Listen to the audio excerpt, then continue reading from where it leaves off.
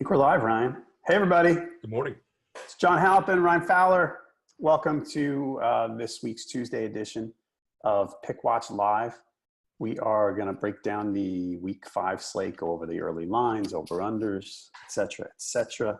But first, let's talk about Monday night. So Patrick Mahomes, basically, ESPN had a strategy, and it was all in on Patrick Mahomes. Every play, like I was very impressed. It was the first time I watched him for a whole game. And I was very impressed. It's easy to be impressed. The arm strength is tremendous. He can throw on the run very well. Jamal Charles tweeted out during the game that he reminds me of Aaron Rodgers. And that's what I thought too. I'm not saying he's as good as Aaron Rodgers yet, but the way that he can make all the throws and the way the ball comes out of his hand and the way he can throw from outside the pocket, terrific. Loved what I saw. However, the ESPN vote, every play was, I mean, if he pitched the ball out to Kareem Hunt, it was, oh my gosh, did you see that? That was amazing. I mean, come on, guys. It was too much, wasn't it? Well, they considered him walking on water during halftime, but they settled for good Charlotte. Yeah, it was a little much. I think again, as somebody who's covered the NFL for as long as we have, Kareem Hunt was more the storyline than Patrick Mahomes. Kareem Hunt had one of his best games over his 2-year span. I mean, he averaged better than 6 yards per carry. I mean, Mahomes is going to be the storyline because he's the prodigy, right? But this is what Kareem Hunt, fantasy owners, and anybody who's followed the Chiefs over the last 2 years, more of this. When another team can't stop Kareem Hunt, give him the ball. Mahomes made some plays. The left-handed throw will go down in the annals of NFL history as one of the. It reminded me of the Derek Jeter backflip in baseball, where hey, you don't say anything bad about the Derek Jeter backflip. It's overrated. What? Oh my God, it's overrated. That and the bruised face when he fell into the stands. It's such a hater. Well, whatever. But no, I think this. We went through this with Dak, and I know Mahomes' arm strength and what he's going to be able to do is going to be better than Dak, but we don't know because Dak doesn't have any targets. But it's like, man, they want to make the statue outside the stadium so quick and put them at defensive coordinators adjust eventually, right? And maybe they don't adjust. But he had a QB rating of 89. I don't know if that doesn't sound so hot when most great performances are over 100, right? Yeah, he was 28 out of 45, 340 yards. Threw a touchdown, ran for a touchdown. But yeah, it wasn't a spectacular performance from him, but you saw some, I don't know about spectacular, there were a couple of throws that you went, wow, there's probably him and Rodgers, and I'm not sure who else can make that throw. But, I mean, I think the guy's going to be really good. I'm in. It's just that it didn't have to be, champagne corks popping on every play. That's all. No, and the other thing that I took away from just the overall game plan, I've never seen a bubble screen or screen pass lateral work so many times, right? I mean, they throw it to the side to Hill or to Anthony Thomas, and they have those upfield blockers. That worked more times in one game than I think I've ever seen, because when quote-unquote, your favorite team, anybody who doesn't watch the Chiefs, runs that play, it gets blown up for a 5-yard loss. It's working because of the speed they have on the outside. Mahomes is dumping off, and then the receivers are doing the work. Mahomes is getting the credit. Yep. So, anyway, it was fun to watch him. Turned out to be a good ending. I did not hate the hook and ladder play at the end. The hook and lateral, whatever you want, whatever your flavor. I thought it was fine. I mean, the announcer saying, no, he should have went down and they should have went up and spiked the ball. No way that was going to happen. They didn't have time. If they would have landed on him. Yeah, that clock moves faster than they think. Yeah, it was funny. I watched the post game and Van Pelt was questioning Booger McFarland. I really like Booger McFarland, by the way. Yeah. And he was questioning him on that. He said they should have clocked it. And Van Pelt went, you don't think they would have had time? And all they were doing, they were repeating they say it's 11 seconds. Yeah, but he was getting tackled at 12. Right. And it was on the sideline. And anyway, I don't know. Other thing about that crew, I don't like beating up on people. I can't listen to Witten. It's hard. I'm not a fan. I can't do it. Do you get the sense that he's like, oh, I'll just watch what Romo does and do what Romo does? But, I mean, even Romo has regressed to the mean. I think what Romo's appeal was when he went into the booth was he was predicting the plays, right? Right. So Witten's trying to come across as this lovable. I just played in the NFL last year. I know what's going to happen, but he needed a little seasoning. I think he could be a good broadcaster. You just don't dump him in the booth with Tess, who's done it for a long time. The chemistry at Monday night it's either there or it's not. And there's just so many personalities going on between Boog and Witten and Tess. They need to pick a lane, because I almost think Tess, with his boxing background and college football background, it suits him more than what the NFL fan is kind of expecting. They don't want old school Al Michaels, Chris Collinsworth, but they don't want over the top Gus Johnson and Tess. There's somewhere in the middle that I think they need to meet. And I think there's a few broadcasters that do that. Kevin Harlan, Ian Eagle, those type of guys. Yeah, I'm just, like I said, Witten is the guy. He just rubs me the wrong way. I just can't. I'm having a hard time. I mean, I know it's only 4 weeks, but it's funny. The first time I listened in the preseason, I don't know if it was the Hall of Fame game or whatever game it was, I kind of went, "Ooh, really?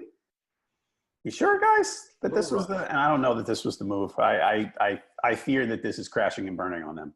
Yeah, and they could have been in a pickle because Gruden left and McDonough, I don't think, wanted to do it anymore, if I remember correctly. Right. And you and I were texting back and forth last night. Mentioned, you talked about Witten coming out of you're coming straight off the field and doing this. And you were talking about other people who would have done it. I actually think Greg Olson would have been really good because, and this is me being a Panthers homer, but I heard him do the one game last year, and I've seen him in studios, and he's terrific. He's key word there, studios. I don't know how much studio experience. I watched him in the game too last year when they had him in the booth for that one game, and it was the big controversy when he did the Vikings game with I think it was Burkhardt and Charles Davis. Yeah. I liked him, and he's the type of guy. I've heard him speak in other settings too, and you look at him and you go, "That guy's not going to be a broadcaster. He's probably going to be like a senator or president or something." Oh, you watch him, the message. wow, he's really good at this stuff. At the public thing, he's tremendous. At broadcasting, he seems really good. So I think when he decides to do that, and supposedly he was in the running for that Monday night job and decided to play, and I don't know if it was his choice or not to not take it. But anyway, all right, we've done enough about ESPN's Monday Night Football. Let's go to the previous week 4 and see how we did. And I'm happy because I did really well, right? I'm thrilled because we're going to chop this up. 6-6 is skewed. I'm ready to go. All right. So if we look, you know what? I'm going to do the screen share. Screen share. Hang on. There's my desktop. All right. Ooh, fancy. There's the screen share with the point spread. Ben Volen from the Boston Globe still leading the pack. Doing really well. 38-22. That's pretty strong. He was 9-4 this weekend. We had a lot of the way the spreads moved. You see a lot of the yellows there, by the way. A lot of ties there. The thing is, everybody doesn't have a tie in every game because it's when you pick the game, which is I think that's a new feature this year, and I really like it a lot. It's the best feature I think that Pickwatch has. Yeah. Getting the best spread. Because in previous years, maybe way back, I would look and I'd say, well, I got that. The one spread that moved this week a lot, the Bengals and the Falcons. It started at 6 and went down to 4. I mean, it turned out that didn't matter. One of them mattered. Actually, the Chiefs game mattered. Yes. Right? Yep. Because it became 4, but I got it at 5.5. Yeah. I got the Broncos. So I was pretty happy. Some people got 3.5 here. So, yeah. All right. So I was 12-3 straight up. You were 10-5 straight up for the week. Against the spread, I was 9-4, and you were 6-6 with 3 pushes. So you had pushes on Vikings, Browns, and Seahawks. So teams that lost, that took people down, against the spread, the Chargers, the Steelers took a lot of people down. The Colts had 60%. The Bengals were okay. So those are the teams. The Eagles, 61% went Eagles too. That took people down. You were on the Titans last Tuesday. Yeah, I really love the Titans. And I mean, and they made me sweat for sure. Well, can we start there? Can we just 2 seconds on this? Yeah. You backing them that early and holding true to it, is it based on the Titans defense? Because I just don't understand how you could go in confident. And I know the Eagles issues are one bucket and looking at the Titans are another, but I look at Mariota and he still needs a glove to be able to feel the football. And their running game hasn't been great. I just didn't understand the rationale and the process of going that direction. I just generally think I was assuming that Mariota his health would improve. I think it's kind of not a formula, but I look at games like that. I think the Titans are above it. I think the Titans are a playoff type of team, right? And I said, playoff team at home getting points. And the Eagles are not right now playing as well as they did last year. Right. That's sort of a pretty standard type of pick for me. I mean, it was kind of like picking the Jags against the Patriots 2 weeks ago. I looked at that and went, of course I'm going to pick the Jags. Sure. Like, it wasn't really much of a doubt in my mind just because I go, good team getting points at home. No. Right. I'm happy to take them. Got it. So that's pretty much it. It wasn't not rocket science for sure. Obviously, that it's not rocket science. All right, so Ben Volen, Boston Globe, 38-22. Vic Tafur, we said is his pronunciation, right? Rick Tafur for The Athletic from the Bay Area is 37-22. You and I are doing pretty, the Pickwatch people here holding up, representing the flag pretty well. Overall for the season, you're 4th, I'm 7th. Josh Katzowitz is 12th against the spread. Out of how many? Do we know how many are actually picking week to week? Is it 50 plus, something like that? It was, hang on. Because some forget to pick. I ran into this before I joined Pickwatch, so there's a little consistency issue there. We had last week somewhere around, we got picks from 55. I mean, that's a solid sample. Plus, they're big names and people that are covering the NFL week in and week out. Right. So good job there. The other one, straight up for the year, there's a 3-way tie of 42-19. Stephen White from SB Nation, Joe Wagler from Fansided, and the folks from TeamRankings.com. By the way, Team Rankings, great. I did in another podcast I do. They do how to win pools and strategic. It's not just picks, but it's, strategy. Like if you do a survivor pool, it's the, what's the team's future value and stuff. It's actually pretty interesting. I'm not trying to plug them, but they do a nice job. They're smart guys. Good resource site. Yeah, I agree. Let's see. All right. So let's see. For straight up, I am 7th at 40-21, so I'm 2 games out of the top spot. Josh is tied for 33rd. You are tied for 45th. So you got to step up your game. I don't care about straight up. Nobody cares about straight up. People want to win money. They're picking against the spread. We care. We have it on the side. What are you telling me nobody cares? I would say more times than not, if you ask the average bettor who's probably watching this podcast, they would care 9 times out of 10 about the ATS versus the SU. Yeah. All right. And then maybe over under between ATS and SU. No, fair enough. I can buy in on that. All right, folks, if you have any questions, get us on Twitter. I'm at jhalpin37. Ryan is at Freelance Fowler, and the main Pickwatch account is at Pickwatch. I have access to the Pickwatch Twitter account now, by the way, Ryan. No. Oh, that's not good. All Yankees this week, Ryan. All Yankees. Why is there so much Kenny Brick coverage on NFL Pickwatch? Today, I got to do a Bucky Dent tweet today. 40 years since Bucky Dent's home run. Right? I saw that. Bucky, believe in Dent. Bucky freaking Dent, to put it nicely. Okay. By the way, keep up with your picks at pickwatch.com. Shows Tuesdays and Thursdays. Ryan and I are here Tuesday mornings. Josh and I are here Thursday mornings. And I've got the Sunday Facebook Live 20 minutes or so with the final updates before kickoff. Josh has his weekly column with the Bet Your Life savings game, the fun game, and the game that scares the heck out of him. So that's it for the shows. Let's get to the week 5 schedule. First, Bears Bucks are off. First game Thursday night, Colts at Patriots. Pats favored by 10. Looks like no T.Y. Hilton for the Colts. That's a killer for them because they can't run. I mean, they're getting Robert Turbin back, but no running game. Yeah. Whatever. Marlon Mack can't stay healthy. With T.Y. Hilton out, they kind of don't have receivers. We're not sure if Jack Doyle's going to be back. I mean, every game when Jack Doyle's out, they throw 12 passes to Ebron. He catches like 5 and drops 2 or 3. The stats look okay at the end, but he's really not that good. I don't know how 10 points with no T.Y. Hilton here. The Colts lost a couple of basically they're down a couple of defense players. Darius Leonard, their linebacker, Ryan Kelly, the center, didn't practice Monday. In a short week, not practicing Monday is a tough one. This could be a big Patriots game. By the way, Edelman back for the Patriots. Gronk day-to-day with his ankle injury. Yeah, I mean, I think the Patriots reminded us who they were and what. Again, you look at that Dolphins team in the wins that they had going into that Patriots game. A little smoke and mirrors. Patriots go in there, pop them in the jaw. So we kind of know that the Dolphins are probably worse than 3-0, and the Patriots are better than what their record indicated. Plus, this is the thing. You bring Edelman back. Maybe it takes a couple quarters to get their timing down.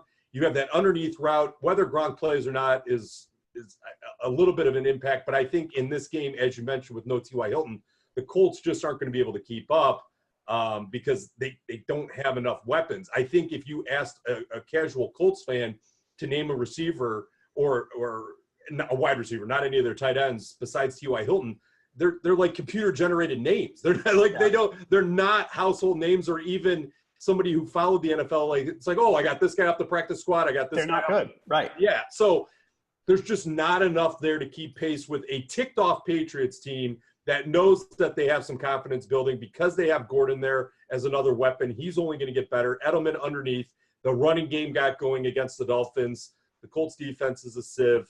It's a blowout. Yeah, I think the 10 points always makes you hesitate somewhat. That's the Chargers. Yeah, not that much here for me. Right. All right, Packers-Lions. Packers only a 1.5 favorite here. Yeah. Well, I guess at Detroit, that's not that. Right. Crazy. The Lions are getting gashed on the ground. I mean, I know it was Ezekiel Elliott, but they're getting gashed every week. I mean, they're getting killed. Let's see. Are you surprised that the spread is this small? I mean, with the Lions, it sounds about right to me, but I could see it. Other people not having the same reaction. I think if the Packers-Bills game played out a little differently, that spread might have went to Packers by 3, by 4. But it seemed like Aaron Rodgers, and he's looking fine, right? I mean, anybody who's watching anyhow, he seems fine. So let's put the week 1 injury behind us. But they didn't bury the Bills as much as I think a lot of people thought they would. And this isn't. I still think that Vikings game was a fluke because Cousins' early fumble. So this Bills team, they should have been blown out 30-3, 30-7, something like that. And it just seemed like the Packers kind of churned away an opportunity to really make a statement game. And I think that's why there's a little hesitation in that spread.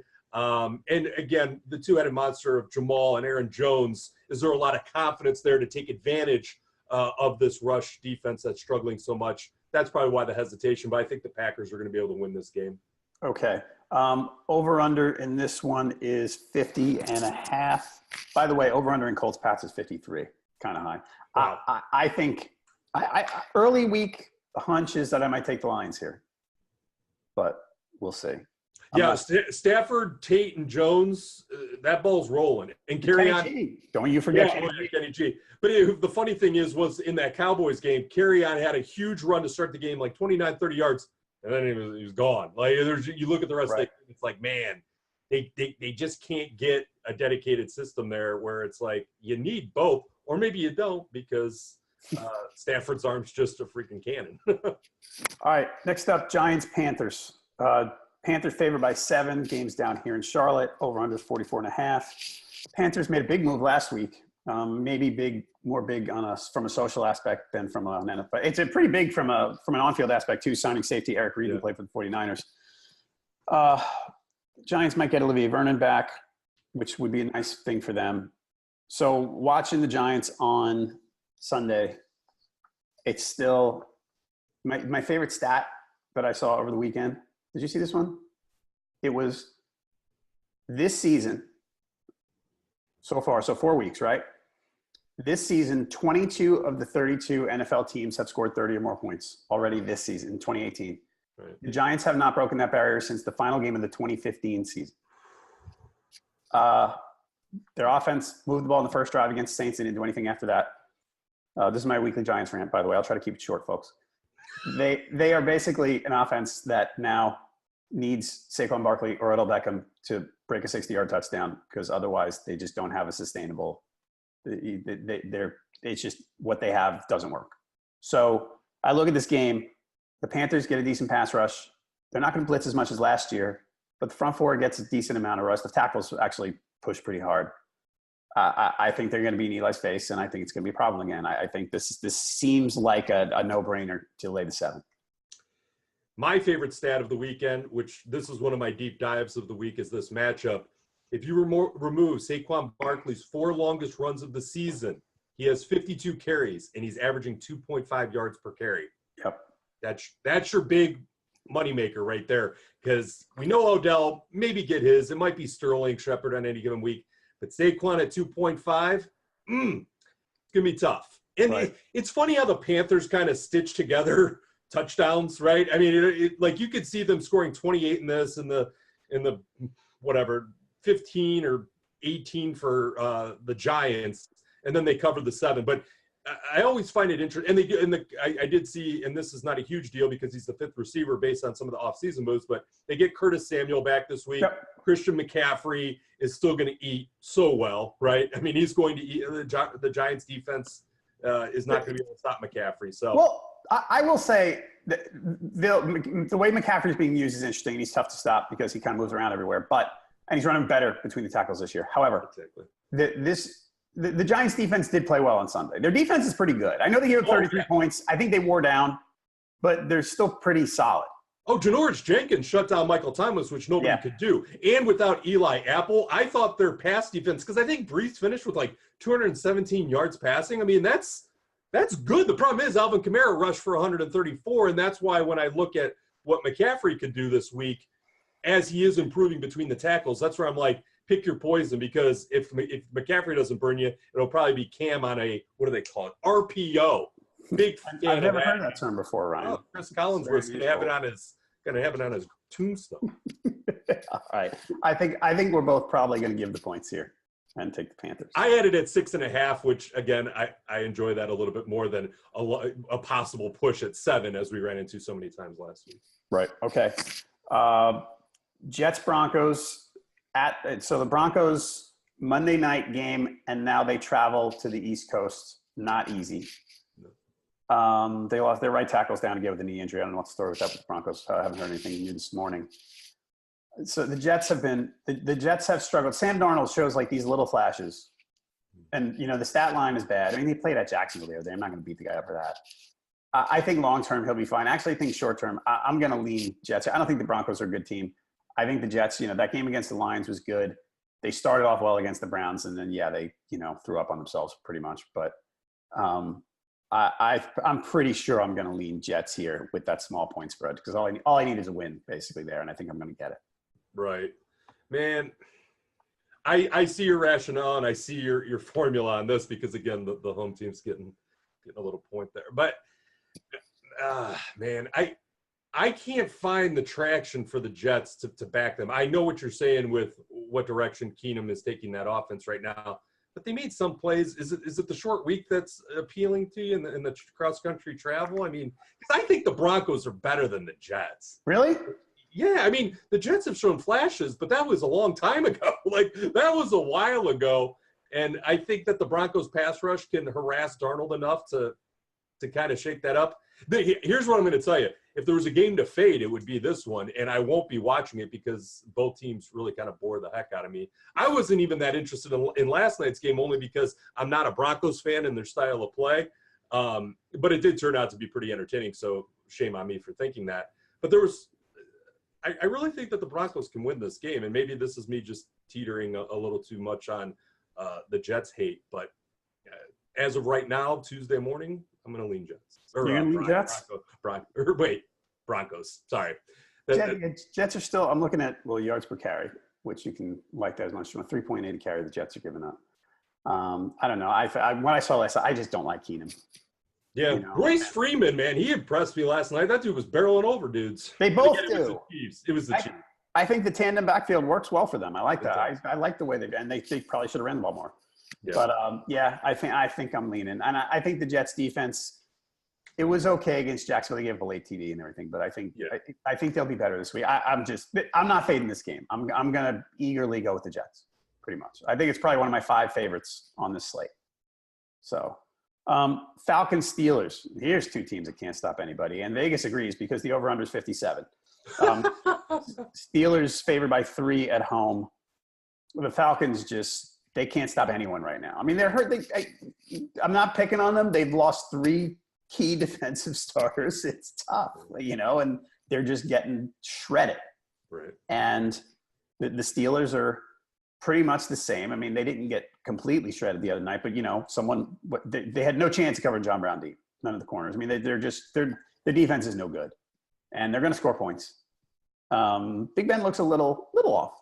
I mean, I don't think that's a permanent deal kind of thing, but he hasn't been his usual self for me for the most part. Probably needs Le'Veon Bell to have the confidence that he's had in years past.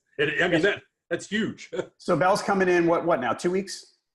The week 7 bye they have? That's the word? Still seems fishy to me. Especially, it's so funny, too, because Earl Thomas snaps is like, everybody's like, this is why Le'Veon Bell's holding out. And then 24 hours later, he's coming back. Like, it just shows the overreaction. He has to come back to become an unrestricted free agent. Right. He needs a certain number of weeks of service time this year to qualify for free agency. That's the only reason he's coming.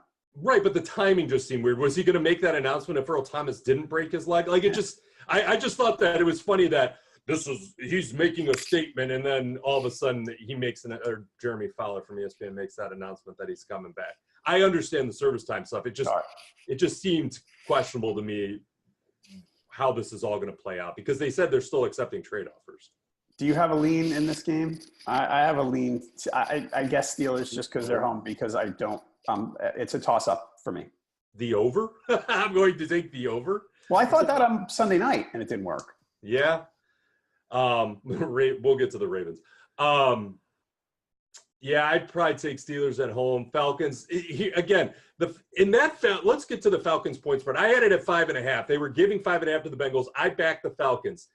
The way that game went, the Falcons can very easily cover that 5. And I know there's always hindsight in gambling and looking back at point spreads and what the final score outcome can. They went for 2 early in that game. And again, had they not given up that game-winning touchdown as time expired, they're covering that 5.5. And that's what drives me crazy. The one thing I should have brought up earlier in this as an overall theme, when you're looking at these games, look at how much the 2-point conversion and extra point decisions are impacting these final tallies. The 2-point conversion success and extra point decision, a lot of action and swings in this past weekend's games based on what coaches are doing. So because the 2-point conversion and the eagerness to go for that versus the extra point that was pushed back a few years ago, we need a little bit more of a sample size. And I'm sure somebody's going to do some type of deep dive into all of that and how it's affecting end of game spreads and swings, because the timing and like the Browns went for 2 early in the game at Oakland. This is really going to start hosing some final tallies because of coaches' decisions when to go for 2, when to go for 1, not converting the 2. And that's kind of where the Falcons ran into it, because again, great comeback. They can't stop any. Andy Dalton converted a 3rd down and 2 4th downs on that final drive. So the Falcons, as bad as their defense is, they could have covered that 5.5. So I have some confidence in them going into Pittsburgh, but at some time, this is where the Steelers need to kind of hoist up their pants and say, enough. And that's this game against the Falcons when their defense is so depleted. Yeah, I was going to say, are they good enough to do that? I don't know. I mean, it's both of them. Yeah, but the Falcons, man, they're kind of like the Chargers for so many years, where they're finding creative ways to lose games. Right. And now losing and covering is a different conversation. So I'm taking the over. Okay. I'm taking the over. Ravens-Browns. Ravens going to Cleveland, favored by 3. So I know you weren't happy with the end of the Browns game, and you couldn't have been happy with the refereeing.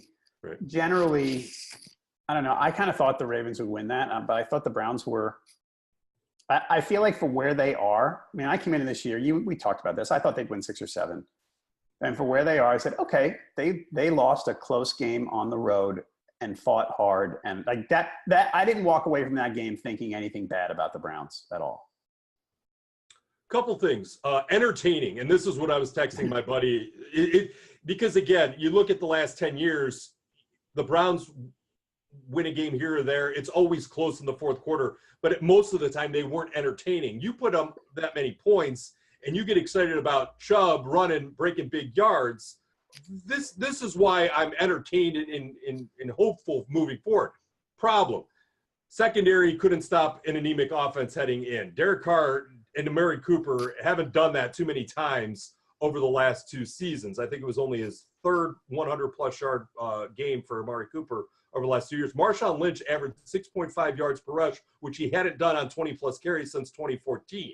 So if this defense, and Myles Garrett had a great game, I'm not taking anything, but if you look at this defense that's supposed to be up and coming and making that next step, and you go to Oakland, where, again, tough, cross-country travel, all that good stuff. You're playing on an infield. If you can't stop a team that was completely lost and at least slow them down, you deserve to lose that game. Plus 4 turnovers never makes it easy to win on the road. Baker looked human, but he did also make some great moves. I like the direction the Browns are headed. I hate that they have to play the Ravens this week. Yeah, the Ravens defense looked tremendous Sunday night. I really thought that game was going to turn after Collins fumbled going in the end zone. The Ravens were about to go up 21-3, and Collins fumbled. And then the Steelers came back and tied. I went, oh, this game, this is completely different. And then the second half, the Ravens just kicked the crap out of them. I mean, which is incredible. Yeah, their defense is very good. Normally, like I said, normally this would be a Browns pick for me, but I'm not sure. The Ravens Sunday night made me finally say, okay, the Ravens are better than I thought. So it was 6 weeks ago we were saying, when's Lamar Jackson going to replace Joe Flacco? Yeah. Joe Flacco is averaging 308 passing yards per game. They're averaging almost 31 points per game. Their offense is clicking, and that's with a limited rush attack. And the Browns probably just lost Terrence Mitchell for the season with a broken forearm. Their secondary's down a little bit. That's the last thing you need when Flacco hit 12 different receivers in the Steelers game. 12 different receivers. Browns are going to be running into each other trying to stop that. I think, and again, when you look at what the Steelers have to offer and they score no points on their home field against that Ravens defense, how the Browns going to, it's just going to be tough for them. This could be one of those games where the Browns end with 9 to 13 points, and it wouldn't shock me. Yeah, I know. And you're right about Myles Garrett, by the way. He was terrifying. Oh, my God. Unbelievable. So he was the only one that could stop Marshawn Lynch. Yeah. All right, yeah, I'm going to think about that game over the course of the week. Dolphins-Bengals. Bengals favored by 6 at home. Over-under 50.5. By the way, Ravens-Browns 47.5. A little higher than I expected. Joe Mixon, we're not sure who's going to come back for the Bengals. The Dolphins are down some defenders. They actually lost one of their starting corners to a knee injury, Bobby McCain. So they were down some defensive ends. And they lost their starting center for the season. Yeah, so the tough sled. I mean, the Dolphins started 3-0, and they built themselves a little bit of a margin for error. I think the Bengals are good. I'm probably going to give the points here. I think the Bengals are a good team. Bengals get Vontaze Burfict back this week. That's a nice little upgrade on defense. I think their pass defense is going to get chewed up a little bit with the targets Tannehill has, but they're not going to be able to keep pace. I think the Bengals, with what Tyler Boyd – again, things that are just fascinating. Tyler Boyd leads the team in receptions, targets, yards, and I think receptions of 20 or more yards. I think he's got 6 of them already. A.J. Green leads in touchdowns, but wow. There's a lot of – they lost Tyler Eifert, but Tyler Kroft last year, 400-plus yards, 7 touchdowns. So when they get into the red zone, I could see Tyler Kroft kind of figuring out a role there. The loss of Eifert stinks because he was part of the spreading it around. Mixon will be key. I think Gio can do it another week because, again, the Dolphins' defense is depleted. I like the Bengals in this one to come. Yeah, I think I do too. The number's a little big for me, I got to say. So I'm not sure yet. Jags Chiefs.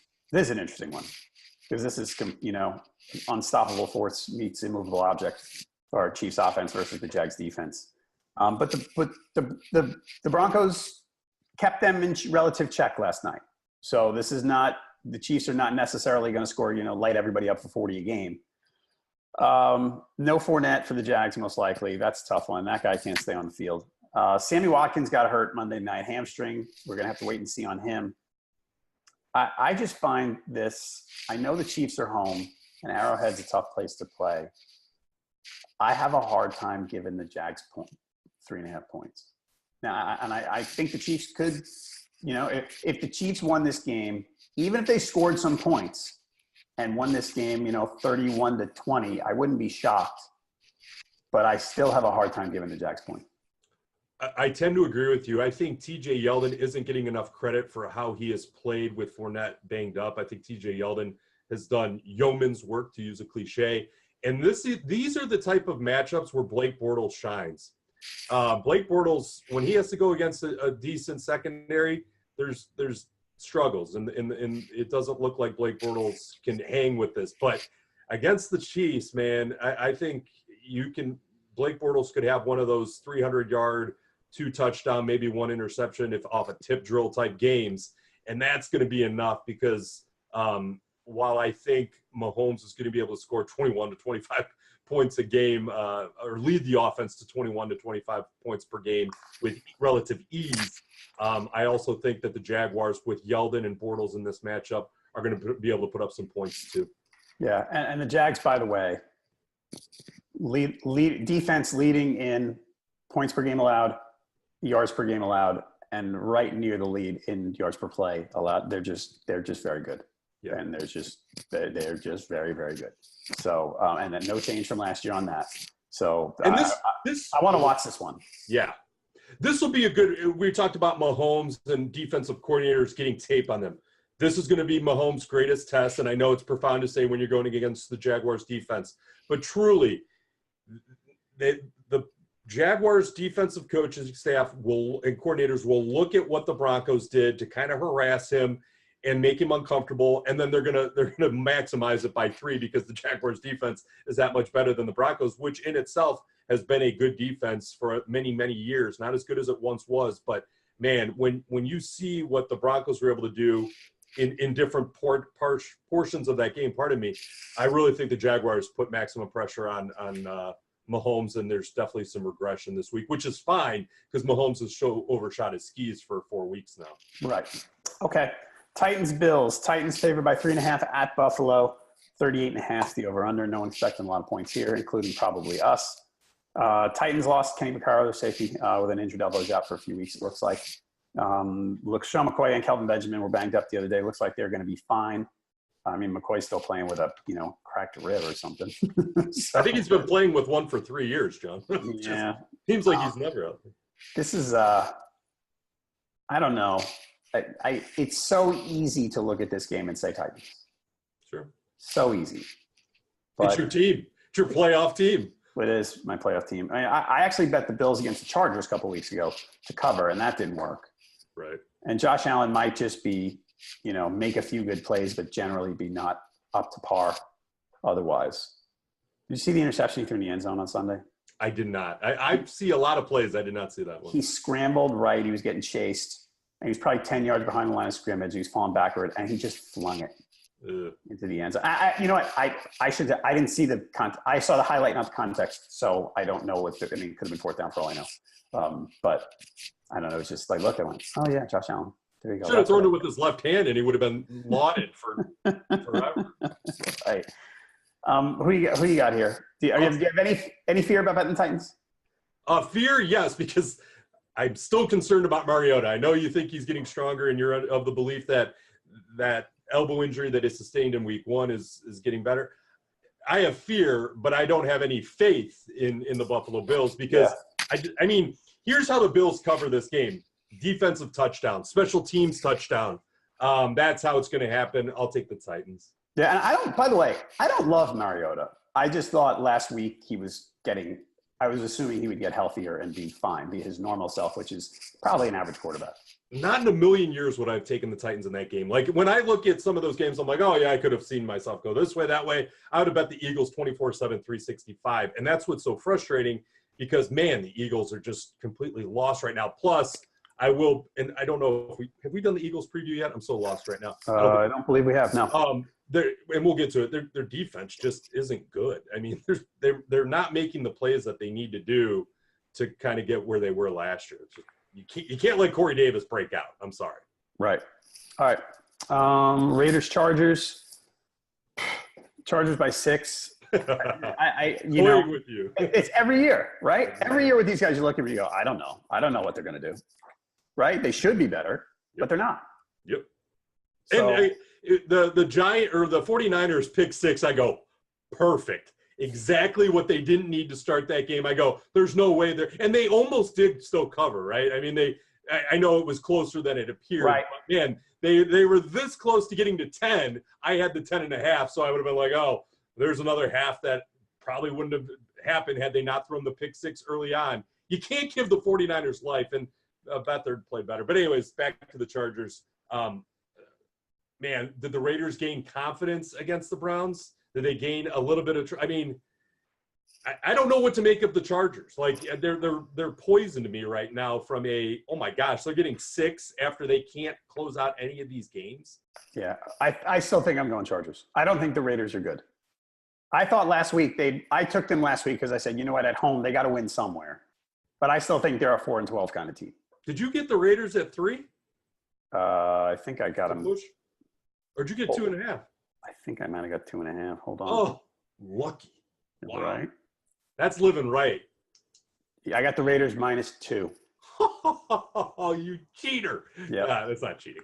All right. I have to think on that one. I need to harness my inner Phillip Rivers, throw a tantrum, throw the ball into the turf, and think about it before I make that pick. All right. I think I'm leaning Chargers. Over under 54, by the way. Rams at Seahawks. Rams favored by 7.5. Over under 50. So I was asking someone last week, where can I get odds on the Rams going undefeated? Mm-hmm. I'm all in. Now, I know it's unlikely to happen. So if you think it's unlikely to happen, which it is, it's obviously demonstrably, historically unlikely to happen that they go undefeated. Where's the loss? Where does it happen? Is it in a divisional game here against a team are they average? I don't know. I think they're below average, the Seahawks. But is this trap game is such a cliche? But is this a place where the Rams could struggle? Or are they just too good to struggle against the Seahawks? Did you find a place where you could get odds on the Rams going undefeated? No, I want to, though. Can I find that? Is that a prop somewhere? It's got to be, right? Yeah, somewhere. It's got to be. Plus, I think it's probably in the plus. I don't think it's in the minus, obviously, because it's so hard to do, like you said. The Seahawks find creative ways to stay in games, and I think they'll be able to score some points, but the Rams are just going to score so much more. I think the loss of Earl Thomas is not going to and I brought it up earlier. He's not the end-all be-all of what the Legion of Boom was or what was left of it, but he was making some plays for them, and they need all the plays they can get to have breaks to be able to contend against anybody, let alone the LA Rams. Here's the thing about the Rams that I think they're going to be able to steamroll the Seahawks in this game. Todd Gurley's doing it in every which way. And I think they're going to pound the rock, and he's going to average like 5-6 yards per carry. And then when they put him out into pass mode and he caught that one touchdown against the Vikings, I believe out of the slot, I think he ran a post route and then Goff just dropped it in there. Goff is playing with so much confidence. They have so many weapons. I just think this isn't the quote unquote trap game. And I think they're going to be able to cover the spread. I wouldn't be surprised if that 7.5 came down though. Okay. I think I'm going to take the Seahawks here if that spread stays above a touchdown. Right. That hook kind of toys with your emotions. Mm-hmm. All right. Vikings, Eagles. So the Vikings, this is at Philly. Eagles favored by 3, over under 45. The Vikings got the short straw on the schedule so far. Right? Yeah, they really did. They played, who's the game I'm missing? They played Bills, Rams. Yeah, hold on a second. I guess we could just look it up. It'd be a lot easier. I know. Everybody wants to wait around and watch us while we type up a schedule. It's live TV or live streaming. 49ers, Packers, Bills, Rams. All right, so it's not that bad. And now Eagles. Yeah, I think it's this stretch that has been echoed out there in the social verse. Brutal. Yeah. I mean, I still think they're good. They played well last week, right? Yeah. I mean, the Rams are just really good. There's no shame in that loss. I think the big takeaway is, what is Mike Zimmer's defense? Is it as good as advertised? And Everson Griffith, his personal issues aside, that defense isn't as scary as I think a lot of people thought it would be. And that's not just because of what the Rams did. There are some issues there. Plus, Dalvin Cook, like Leonard Fournette, can't stay healthy. And, man, if anybody has watched Dalvin Cook run this year, he's not taking care of his body. I know it's all about the aggressive and whatever, but, I mean, Dalvin Cook is hitting guys like a truck, and I think that's going to be part of the reason he can't stay on the field, just how physical he's running, and he's got to kind of protect himself for the longevity of what they hope is a Super Bowl run. I think that the Vikings are better than what they have played, and I just think that defense isn't as scary as it once was. Vikings win. Book it. I would agree with that because again, what are the Eagles? I mean, they're not good right now. Nope, they're pretty darn mediocre, and I'm sure, and they can get better. I'm not writing them off under it by any means, but they're just not playing all that well.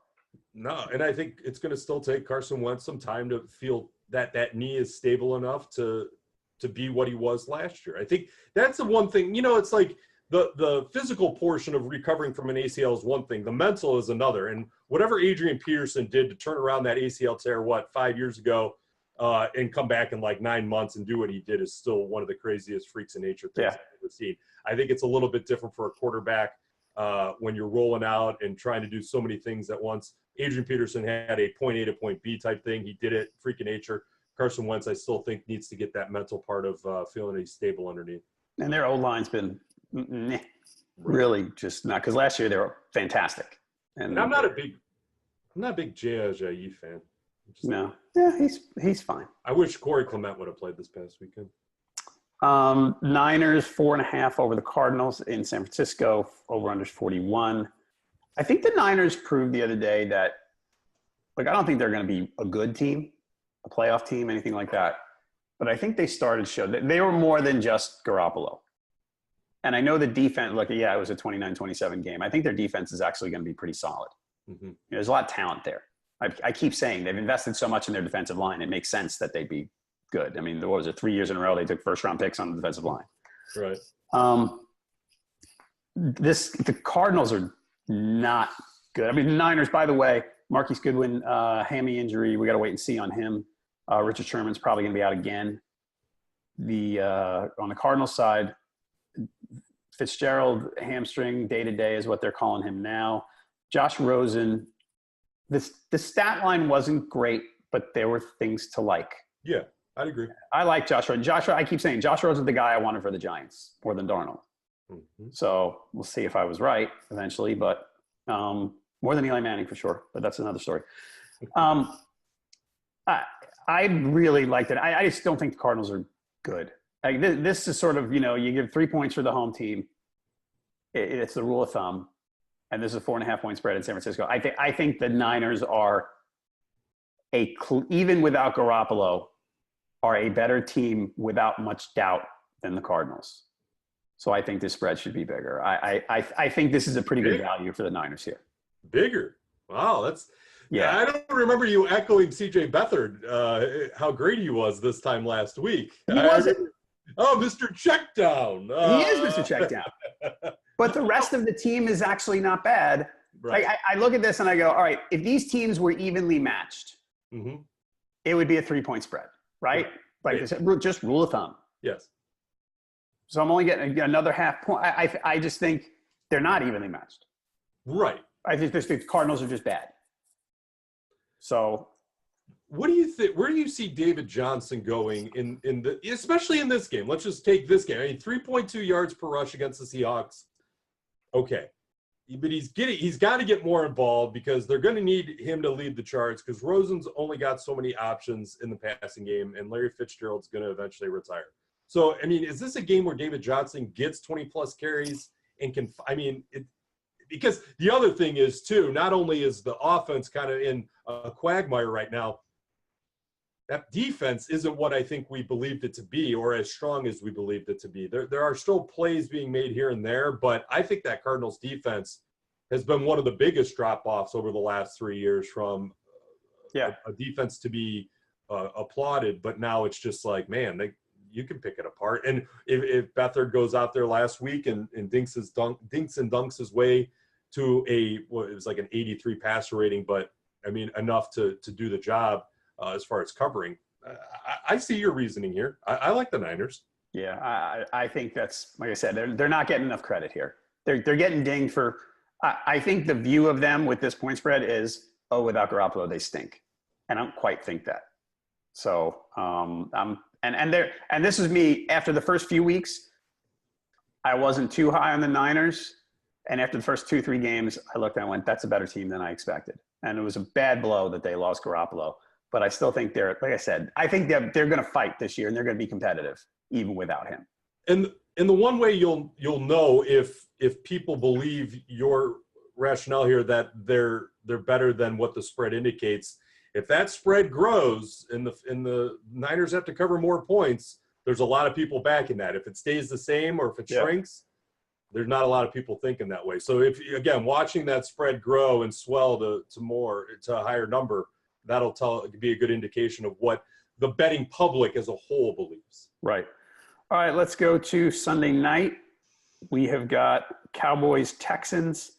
Texans favored by 3.5 at home. Ezekiel Elliott was a monster on Sunday against the Lions, but like we said, every running back's a monster against the Lions. Texans lost another corner, Aaron Colvin out for the season. That's a rough one. They're just banged up on D, and they're not going to stop much of anybody. You remember I said earlier, the unstoppable force against the immovable object? This is the opposite. Right. Texans secondary. That's a good point. I mean, Texans, nice win. They needed that, obviously. Deshaun Watson he figures it out, right? I'm not a huge fan, and I think his decision-making is shaky sometimes. We saw that against the Titans at the end. But I don't know honestly, I don't know what to make of this one. I think I go Texans, but I don't, this is one of the games on the spread. Like I said, I looked at that Jets-Broncos, and I went, oh, Jets. I look at this one, I go, I could go either way, and I need to really think about it more. Yeah, I need to think about it. If the Cowboys had any semblance of a passing game, I'd be on the Cowboys all day, because this Texans defense may be the worst in the NFL. And here's what's frustrating me right now. And again, you lose Colvin, so this just maximize. Andrew Luck goes out there and throws for 400 plus, and this is a pick that I missed from last week that just frustrates me to no end.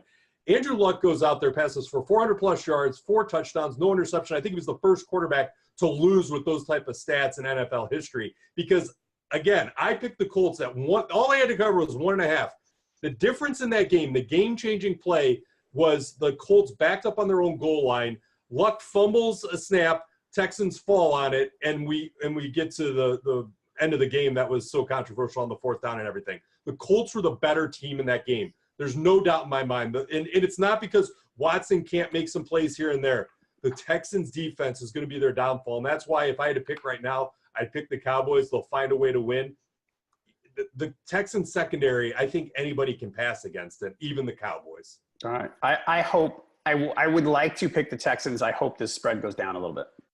Right. So I might wait on this one. I see your point. I might strategize and go down on this one. Okay. Monday night. Though, man. Texans are a bad team. Saints favored by 6.5. By the way, 45 is the over-under on Cowboys Texans. Final game Monday night. Saints by 6.5 over the Redskins in New Orleans. Over-under is 52.5. Mark Ingram back for the Saints from his suspension. Redskins, Trent Williams had knee surgery before the bye. They think he might be back quickly. They don't know how quickly, and we're not sure if he's going to be back for this coming Monday. This is another one. Saints, I think. The Redskins are one of those confusing teams for me because they've been all over the map in the first 3 weeks. So I don't know. Yeah, I think there's a couple. I think the Redskins can cover this. The 6.5 is interesting because we know the Saints can put up points. Their defense looked better against Eli Manning for whatever that's worth. And they kind of slowed down Saquon. Man, I think right now the Redskins are getting too many points because sometimes the Redskins, they find a way. The running game is going to be a big part of if they can do this. Yeah, that's tough. You said the Redskins are confusing. I think the Saints are confusing because of that defense. Which defense is going to show up? Because Alex Smith has proven in the past that he can carve up a defense when they're not at 100% and playing well. I think that's a lot of points to give the Redskins. I'm probably leaning Washington right now. All right, yeah, I'm going to the Saints. Much as their defense seems like it's struggled, but they've had 2 bad games. I mean, the game against the Browns wasn't bad except for the throw to Callaway. Right. Other than that, they were fine. Against the Giants, they were fine. They were playing Tyrod Taylor. I take that with. I put a huge asterisk. Okay, that's fair. Yeah. And against the Bucs and the Falcons, they got lit up. Right. But I wonder if they're going to start slowly, maybe not slowly, coming back to where they were last year, where they were a pretty good defense. It took them a month. Yeah. And it took them a month last year to get it going. So that, I mean, if you go back to what happened last year, this would be the same blueprint of, get the gears going in September, and then they go full octane in October. It happened. Yeah. And I don't buy this Adrian Peterson thing one bit. So yeah, you've held true to that. I yes. will give you that. He's gonna be at 1,400 yards later in the year. I'm gonna be going, nope, I don't buy this. No way. No. All right, that's it for our early look at week five. And yeah, we were non-committal on some games, but it's Tuesday. You're allowed to be non-committal on Tuesday, and it wasn't all of them were committal. And the NFL's confusing, John. Yes, hard. Football's hard. Wagering's hard. Folks, keep up with Pickwatch, NFLpickwatch.com over the course of the week, and you'll see when the picks start coming in. Usually when we do our next show on Thursday with Josh and me, more of the picks are going to be in, but they're going to really roll in, on late Thursday, early Friday, stuff like that. So you're going to see where the experts are, where the fans are. We got 1,100 plus fans making picks on Pickwatch every week. So awesome. Hey, when are you making your picks mostly? Like, are you making a pick today and then it varies, or do you make your pick on a certain day? I make mine before the Thursday show at some point. So it's usually sometime Wednesday. I don't give myself the out of waiting. Sometimes I will say, and if I'm not sure about a game, I'll say it on the Thursday show that, hey, here's my pick, but this one might change. I don't hedge a lot. It might be, a few weeks ago, there were 3 of them, and I said I might change. I wound up changing 1 that I was right about. But for the most part, I make the picks and stick to them. And if like I said, for the Thursday show, if I'm not sure, I'll tell people. Right. And yeah, my rationale is to pick late Thursday only because I want the most recent up-to-date information of injury reports and things like that. The problem is, and this is why I'm thinking about picking earlier in the week, is you've had some decent spreads by picking earlier. And I think that's something to be thought about. Again, and it also depends on if you pick and stay or if you pick and massage later or change later, because with those spreads changing, you might get some better value at a different time when you pick, which is a great feature. Pickwatch. And for instance, that's hard to predict. One game, I would like to get the Niners now. There you go. Because I think that number is going to go up against the Cardinals. So that's one that kind of jumps out at me.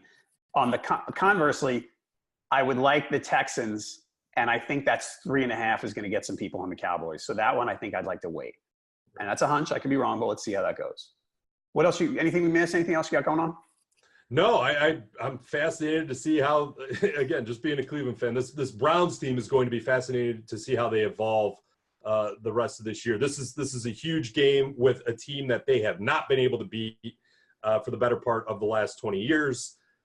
Can they get over the hump? I think not. I think the Ravens are rolling in the right direction, and Baker Mayfield's about to get a big reality check in his rookie year.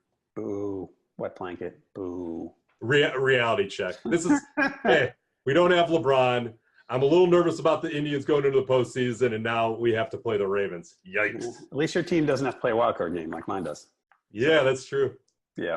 All right, folks, that's it. Again, find us on Twitter. He is at Freelance Fowler. I am at jhalpin37, and the main account is at Pickwatch. So check it out. Again, follow NFLpickwatch.com over the course of the week to keep up with picks. And make sure, if you have not logged in to make your own picks, check it out. The filters are working even better. The way you can see your picks now, it's much, much easier to know who you picked. It's just, literally every day, some positive tweak is made to NFLpickwatch.com to make it easier for you to use. So really check it out more often if you haven't already. Poke around. If you have any questions, ask on the Facebook page, ask us on Twitter. We're happy to help out. That's it. Watch this. You watch this every Tuesday on Facebook. We've got a YouTube channel. Check that out. All the video shows the Tuesday, the Thursday, and Thursday we do game by game, and then we chop them up into individual game discussions. So if you want to just watch Ravens Browns for 3 minutes, you'll be able to do that late Thursday. So please take a look at that. That's all for today's edition of Pickwatch Live. Like I said, back here Thursday with Josh. Please check that out then, and we'll talk about make the picks for all the week 5 games. Ryan Fowler, I'm John Halpin. Thanks for watching.